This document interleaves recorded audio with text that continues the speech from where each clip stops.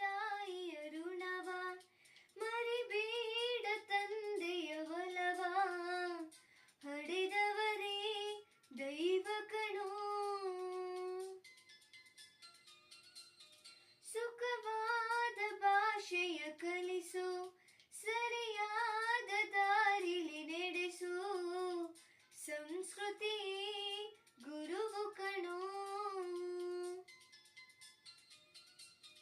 ಮರಿತಾಗ ಜೀವನ ಪಾಠ ಕೊಡುತ್ತಾನೆ ಚಾಟೀಟ ಕಾಲಾಕ್ಷಣಿಕ ಕಣೋ ಓ ಈ ಭೂಮಿ ಬಣ್ಣದ ಗುಗು